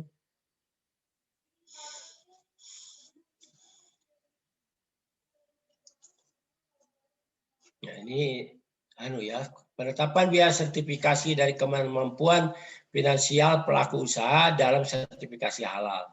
Jadi harus dilihat kemampuannya. Nah, ini perbedaan saudara-saudara ya. Perbedaan sertifikasi halal sebelum UJPH dan sesudah JPH. Sifat sertifikasi sebelum UJPH itu voluntary. Ya, sesudah itu mandatori. Ya. Jadi dari sukarela menjadi wajib ya, menjadi wajib mandatori. Sertifikasi ini pelaksananya kalau sebelum tuh MUI, Majelis Ulama Indonesia. Kalau sesudah BPJPH. Ya. Kedudukan hukum pelaksana itu LSM, Lembaga Swadaya Masyarakat. Ya. Kalau sesudah pemerintah dalam ini Kementerian Agama ya dengan tangan kanannya BPJPH. Pemeriksa kehalalan sebelum itu EPPOM. Kalau sudah terbit oleh lembaga pemeriksa halal. Ya, kemudian auditor halal itu ditetapkan oleh LPPOM MUI ya. Jadi kalau Undang-Undang JPH itu kompetensi jelas, sertifikasi MUI nanti ada sertifikasinya. Nah, standar halal akan dipakai HAS 2300 yang sesudah UJPH belum ada ya, kemungkinan namanya SJPH karena sudah disiapkan sistem jaminan produk halal ya. Kriteria halalnya harus ada di situ. Penentu status kehalalan adalah Komisi Fatwa MUI sama ya. Durasi sertifikasi yang lama itu 2 tahun, yang baru UJPH 3 tahun.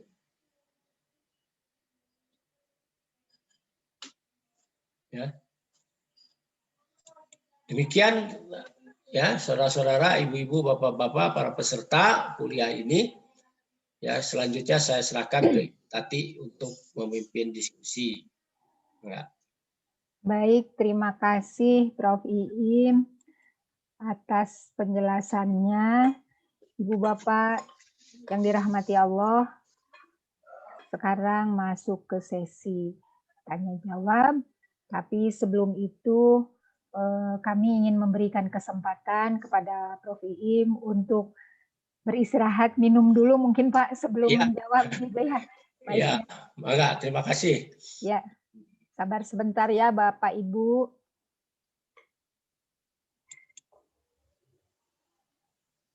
Kepada panitia, sambil menunggu Prof. Iim, ada hal yang ingin disampaikan panitia? Ada Ibu, kita Ya, akan silakan. mutar iklan sebentar ya. Ya.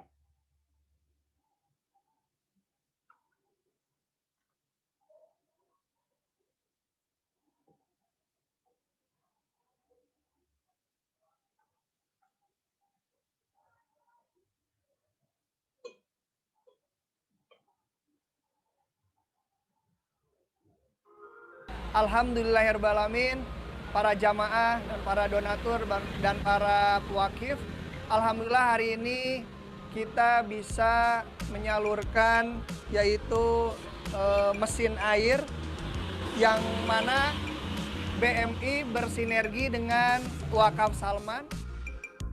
Syukur alhamdulillah beberapa hari sudah ada sehingga bisa dirasakan dan saya menyaksikan sendiri. Karena di sekeliling masjid ini banyak musafir, terus jamaah juga menggunakan sarana dari mesin atau air siap minum ini. Saya atas nama dari pengurus DKM Masjid Saiful Daulah mengucapkan yang sebesar-besarnya terima kasih atas sumbangsih dan saling berbagi ini. Semoga Allah meridhai dan bermanfaat buat kita semuanya. Wassalamualaikum warahmatullahi wabarakatuh.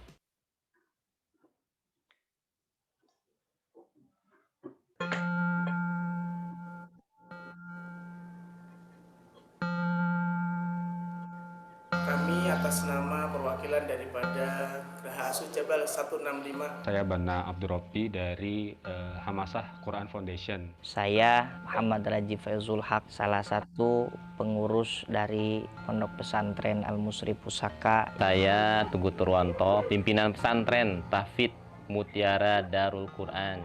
Hari ini alhamdulillah bersama Wakaf Salman ITB melakukan serah terima donasi Al-Quran.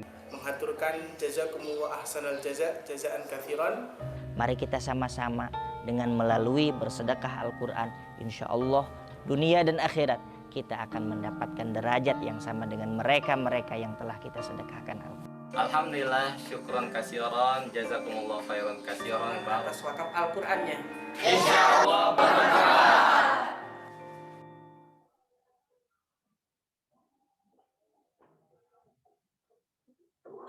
Kali ini aku pengen ngajakin teman-teman untuk ngecek gimana sih wakaf produktif itu bisa menghidupi berbagai macam orang. Kalau misalkan kau bayangin gitu ya, ngebeli satu produk sederhana kayak cilok goang, peralatan bambu dari kayak gini, kamu tuh sebenarnya membantu TK dan UMKM untuk bertahan hidup. Untuk membentuk cilok goang ini aja, itu untuk udah menghidupi berapa karyawan. Dan si karyawan-karyawan ini tuh, mereka tuh bersedekah kepada TKO. Jadi kalau misalkan kamu melakukan donasi dengan membeli produk-produk UMKM dan Wakaf Salman, kamu tuh sudah otomatis membantu orang-orang untuk bersedekah juga loh. Makanya teman-teman, kalau misalkan teman-teman tertarik untuk berwakaf produktif, kamu tuh membantu satu, teman-teman kita yang memproduksi si cilok goang ini dan berbagai macam produk di belakang aku ini untuk bisa hidup, untuk bisa bersedekah dan membantu wakaf pendidikan. Jadi teman-teman jangan lupa berwakaf di wakaf produktifnya Wakaf Salman ITB. Baik, sudah selesai ya Mas, panitia. Baik, para peserta kuliah halal yang dirahmati Allah, ini ada beberapa pertanyaan. Mudah-mudahan Pak Iim sudah siap ya. Siap. Saya akan bacakan pertanyaan-pertanyaan dan mohon maaf kalau tidak bisa semua kami jawab. Pertanyaannya ini cukup banyak, namun ada beberapa yang tadi sudah terjawab sebetulnya dan ada juga yang nanti akan dibahas pada sesi berikutnya. Nah, mungkin yang akan saya bacakan yang pertama ini adalah dari Pak Tata Wahyudin. Apakah organisasi atau perusahaan atau lembaga selain MOU, misalnya Salman ITB, apakah diperbolehkan mendirikan LPH? Jadi ini terkait pendirian LPH, Pak. Silahkan Pak, satu-satu saja ya Pak. Ya. Oke, terima kasih ya Bu Tati, terima kasih Pak penanya, tadi saya lupa siapa namanya. Jadi kan LPH itu bisa didirikan ya oleh pemerintah atau masyarakat. Ya, di situ disebutkan masyarakat dan masyarakatnya adalah lembaga kemasyarakatan Islam yang berbadan hukum. Nah, jadi yayasan bisa ya. Kemudian ya masjid yang punya yayasan, nah yayasannya yang boleh kan gitu. Jadi yayasan ya atau bentuk lain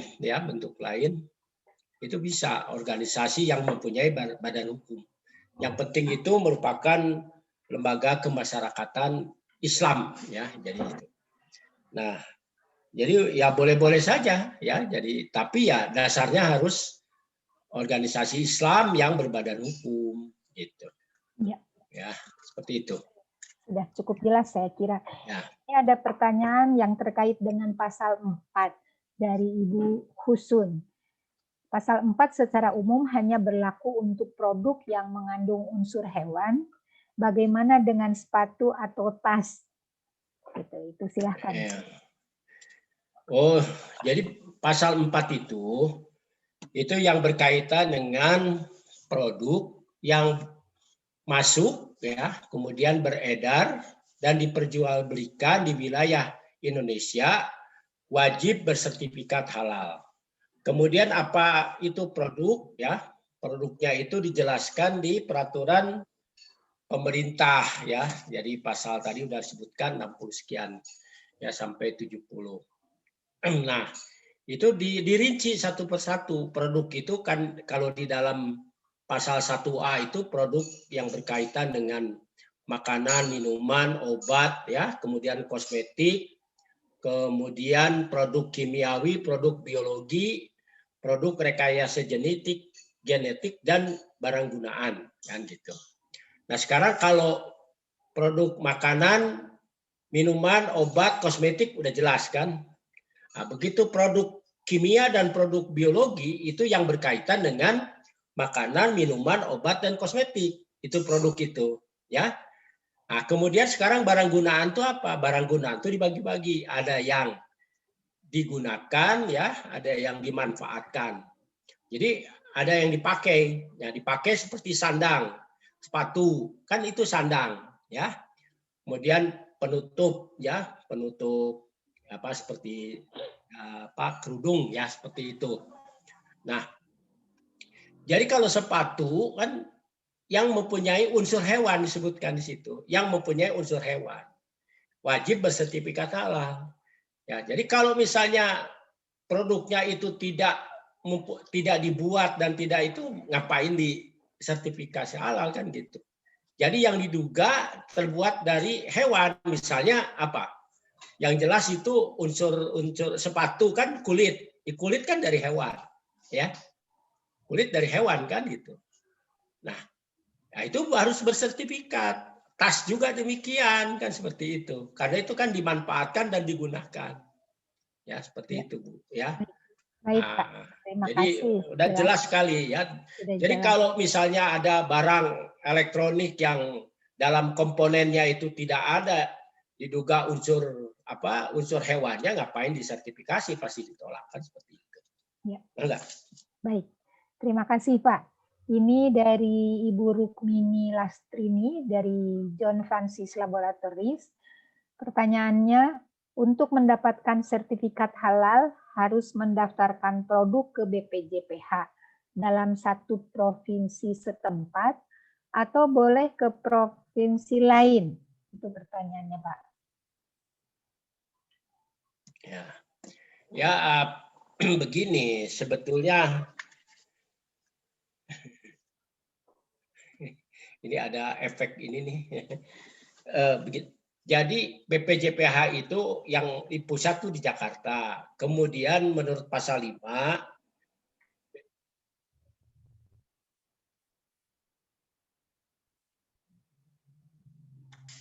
kenapa ada feedback ya ini?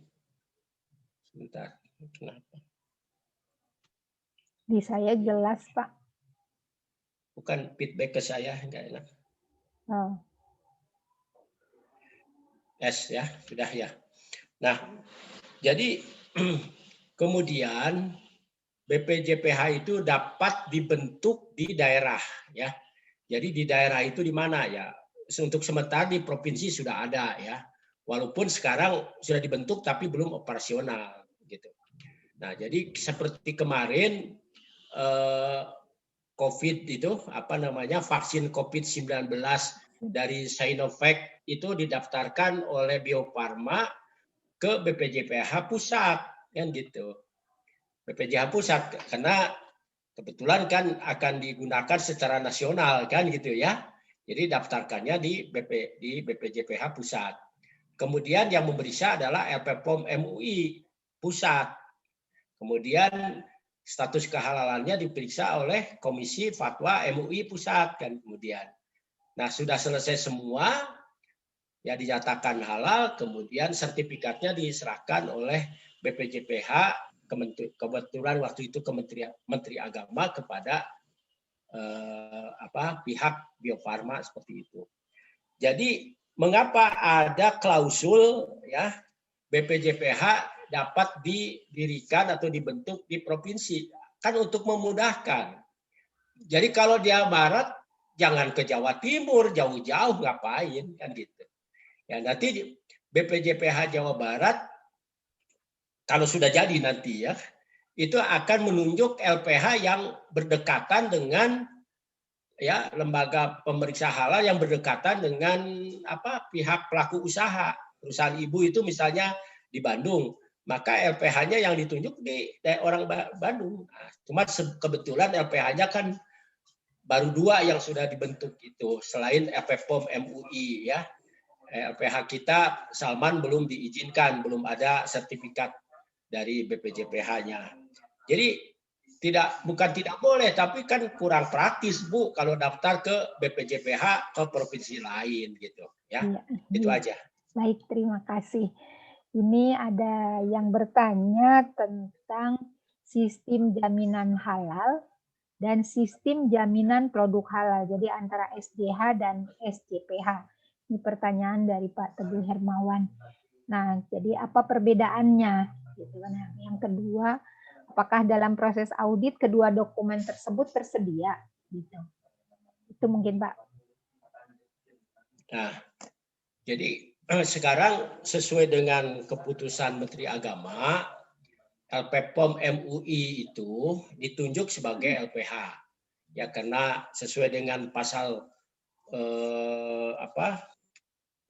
peralihan tadi ya, peralihan itu kan dia sudah melakukan pemeriksaan halal sudah lama sampai 30 tahun lebih ya, sejak tahun 1994 kan. Nah, jadi ditunjuk. Nah, karena mereka itu biasa menggunakan sistem jaminan halal khas 2300, maka sementara mereka menggunakan itu. Walaupun ada SNI sistem manajemen halal. Tapi sistem manajemen halal itu ada tapi jarang digunakan ya. Dan bahkan mungkin tidak digunakan karena yang digunakan di yang sekarang itu adalah HS 23000 karena yang memeriksanya FPPOM MUI. Gitu. Nah, kemudian untuk menjembatani antara HS 3 dengan SMH ini ada rencana BPJPH itu menerbitkan sistem jaminan produk halal SJPH. Tapi kan belum diberlakukan kan. Jadi ya belum diberlakukan, maka untuk sementara ya menggunakan HS 2300 saja. Karena SJPH belum diberlakukan, tadi sudah jelas ya. Nah, Ibu Bapak sekalian, pertanyaan-pertanyaan yang terkait dengan rekayasa genetik, kemudian sayuran, yang terkait dengan bahan-bahan nanti ada sesi tersendiri. Jadi saya tidak akan pertanyakan di sini. Nah, satu lagi ini Pak yang titik terkait kritis Bu. Ya, titik kritis. Bab titik kritis ya. Di kuliah khusus nanti ada. Ya. Nah, ini ada satu lagi dari Frita Amroini, izin tanya, tadi disebutkan bahwa syarat menjadi auditor halal harus dari bidang pangan, kimia, biokimia, teknik industri, biologi, farmasi. Apakah di luar bidang tersebut jadi auditor halal? Misalnya dari ekonomi syariah atau bidang dari fakultas agama Islam lain. Terima kasih. Ya ini sudah ada protesnya masuk. Jadi kenapa kok tidak disebutkan dari fakultas syariah, kemudian fakultas pertanian saja tidak masuk, fakultas peternakan juga tidak masuk, kan begitu ya. Jadi itu nanti ada tunggu dari BPJPH lah ya, tentang tambahan bidang-bidang kompetensi itu ya. Tapi kalau yang tercantum di situ itu kaitannya dengan apa? Dengan produk kan sebenarnya ya, produk dan proses. Itu kan anunya. Nah kemudian yang kaitan dengan pangan sebenarnya, pangan itu kan bukan teknologi pangan saja, tapi kan di di apa namanya misalnya dari SITH itu kan ada ini apa namanya itu kan pangan juga kan gitu. Pangan. Kemudian di kehutanan juga kan banyak makanan dari hutan kan itu ya, asalnya dari hutan. Kemudian pertanian apalagi makanan dari pertanian itu banyak sekali kan gitu. Tapi kan tidak tercantum nama fakultas lulusan pertanian, peternakan, kehutanan tidak masuk kan seperti itu. Tapi kalau kita lihat pangan itu banyak yang mengerjakannya kan, bukan hanya teknologi pangan saja.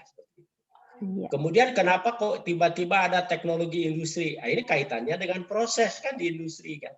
Jadi mereka misalnya apa supply chain-nya kan mereka tahu kan.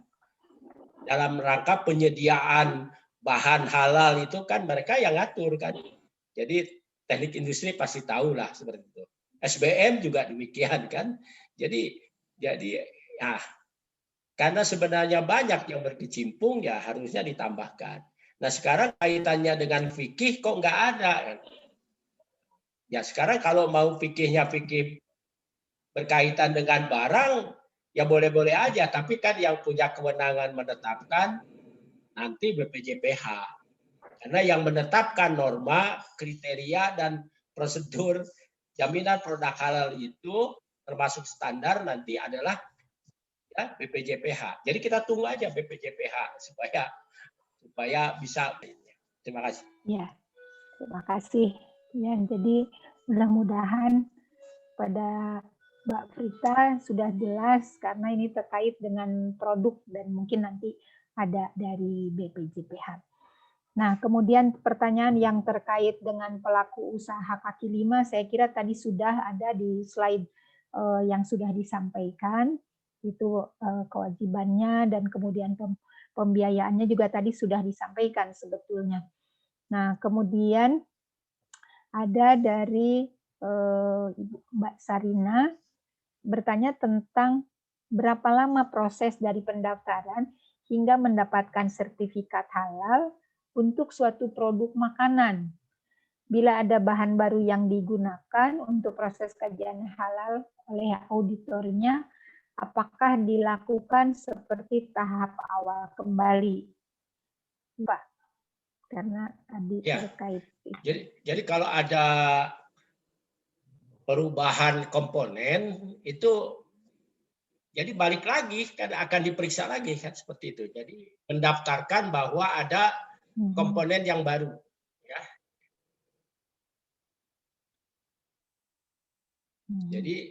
Jadi mulai lagi pendaftaran, kemudian dokumennya dimasukkan dan bukti-buktinya nanti ada audit lagi seperti itu ya.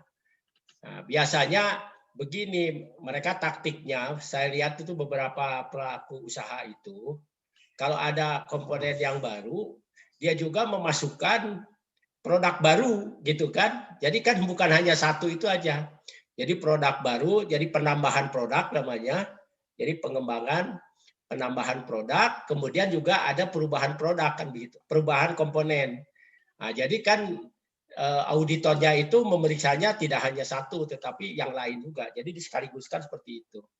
Ya, jadi tidak khusus begitu. Kecuali kalau memang perusahaan besar ya yang satu diganti ya datang ya nggak apa-apa.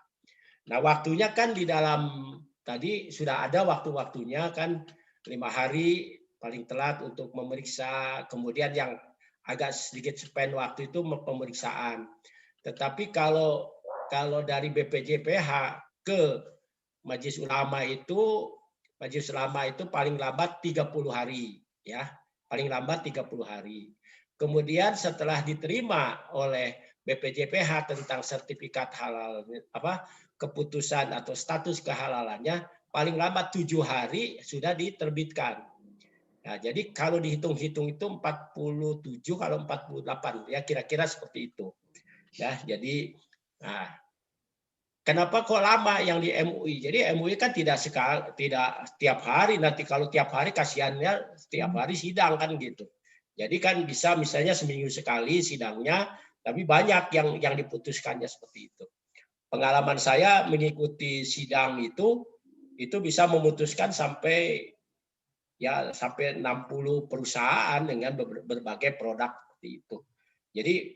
Jadi diatur seefektif mungkin gitu. Tidak bisa kalau enggak tiap hari bisa sidang aja terusan, kasihan juga kan gitu majelis ulama. Ya.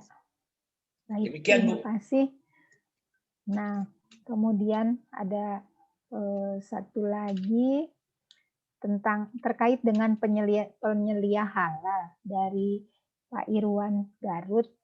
Izin bertanya, dalam hal penyelia halal mengawasi SOP sesuai sistem jaminan halal, apabila dalam teknis di lapangan terdapat kelalaian atau luput dari pengawasan penyelia halal, apakah mendapat sanksi hukuman badan atau denda?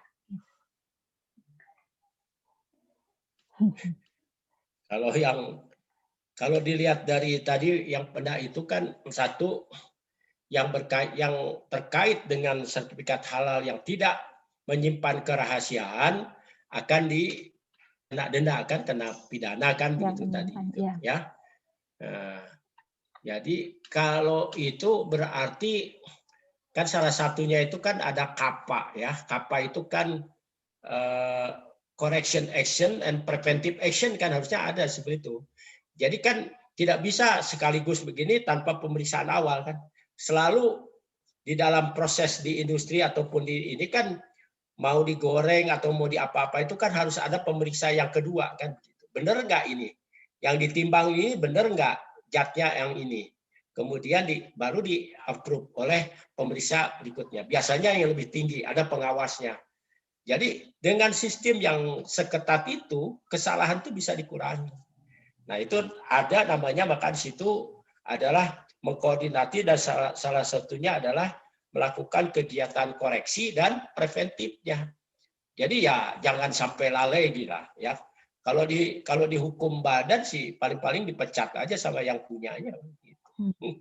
Karena kan nanti ada produk yang lolos ya, yang tidak memenuhi syarat kan seperti itu. Kemudian ternyata karena kelalaian ya kena akan seperti itu ya. Yang kena itu adalah misalnya ya kalau dari awal sudah ketahuan kan bisa ditahan kan gitu. Maka sistem itu sistem manajemen itulah yang harus diinginkan. Ya di dalam itu ada CAP ya, correction action and preventive action. Itu penyelia halal. Tadi ada tugasnya, salah satunya sudah disebutkan. Iya. Ya. Baik, Pak. Terima kasih. Ini mungkin pertanyaan terakhir yang karena waktu yang terbatas dari Pak MES Jawa Barat, Pak Basuki ini. Kenapa legal aspek sebelum undang-undang JPH lemah, kemudian setelah jadi kuat gitu? Pertanyaannya itu, Pak. Ya. Jadi sebelum UU JPH itu kan saya tulis itu sangat lemah ya. Karena itu kan volunteer aja kan, siapa yang mau. Nah, padahal pemerintah itu sudah mengeluarkan beberapa peraturan dan perundang-undangan yang terkait dengan produk-produk halal tadi, seperti di Undang-Undang Pangan ada ya. Kemudian di perlindungan konsumen juga ada kan gitu. Tapi tidak terstruktur, tidak sistemik gitu ya. Kemudian padahal di perlindungan konsumen itu sangat ini sekali hukumannya itu kan ya 2 miliar kan situ ya, didendanya 2 miliar cukup besar kan begitu ya. Tapi kan bagaimana aturan itu kan tidak ada ya. Bagaimana menyediakannya, siapa yang memeriksanya itu tidak ada, tidak diatur. Nah, yang mengatur itu kan yang diatur oleh MUI yaitu RPPOM MUI itu kan karena volunteer ya berlaku untuk ini karena dia kan bukan pemerintah. Ya, dia kan lembaga swadaya masyarakat non pemerintah kan MUI itu dengan LPM MUI-nya. Sehingga legal aspeknya menjadi lemah kan gitu. Volunteer ya, sukarela. Nah, kemudian sekarang kan jelas kan di UU JPH itu bagaimana prosesnya, bahannya segala macam diatur. Lokasinya, penyembelihannya kan semua diatur di pasal-pasal itu kan ada. Menyangkut bahan, menyangkut lokasi, kemudian prosesnya kan semua ada. Siapa yang melakukannya, siapa yang memeriksanya, lengkap ada di situ diatur gitu. Ya, jadi nah itu ya, jadi kan lebih sistemik ya, lebih menyeluruh, kemudian tidak parsial, menyeluruh itu tidak parsial. Ya, jadi ya saya katakan itu legal aspeknya jadi kuat. Jadi kepastian hukumnya lebih kuat jadinya kan seperti itu. Terima kasih. Baik, terima kasih Prof. Iim. Terima kasih juga kepada para peserta. Jadi mohon maaf bagi pertanyaan-pertanyaan yang lain yang belum bisa terjawab karena waktu yang membatasi kita, dan kemudian ada yang ingin dites, tapi hari ini tidak ada tes. Nah, saya perlu juga sampaikan ucapan terima kasih pada Pak Hermansyah yang sudah berbagi, ada link buku, jadi silahkan juga, ini informasi bisa dari mana saja, sangat baik kita berbagi informasi di sini, dan pertanyaan-pertanyaan yang belum terjawab mungkin nanti beberapa akan ditulis oleh Pak Iim dan akan disampaikan di grup keluar. Ibu dan Bapak sekalian, saya kira karena waktu yang membatasi kita harus berhenti di sini untuk acara ini, di acara pagi hari ini. Terima kasih pada Prof. Iim sekali lagi dan peserta semua. Kita tutup pertemuan ini dengan subhanaka Allahumma wa bihamdika asyhadu alla ilaha illa anta astaghfiruka wa atubu ilaik. Selanjutnya saya persilahkan pada panitia. Terima kasih. Terima kasih Bu Tati. Oke, terima kasih kepada Ibu Tati yang telah memoderatori pertemuan kita pada hari ini. Baik, Bapak, Ibu, dan rekan-rekan yang dirahmati oleh Allah, link absen sudah di-share di kolom chat. Apabila ingin bertanya lebih lanjut, silahkan untuk menghubungi panitia yang sudah standby di grup kuliah halal maupun berada di Zoom meeting kali ini.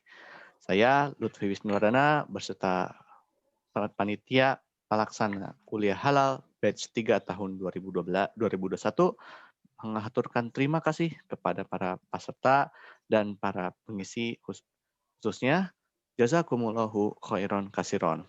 Kami juga mengajak bagi Bapak, Ibu, dan rekan-rekan sekalian untuk berdonasi di program Wakaf Salman ITB. Untuk informasi lebih lanjut dapat menghubungi panitia.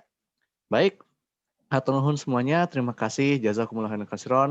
Mari kita tutup dengan bacaan hamdalah, alhamdulillahirabbil alamin, istighfar, astagfirullahalazim, dan doa kafaratul majelis. Subhanakallahumma wa bihamdika asyhadu alla ilaha illa anta astaghfiruka wa atubu ilaik. Bila taufiq wal hidayah.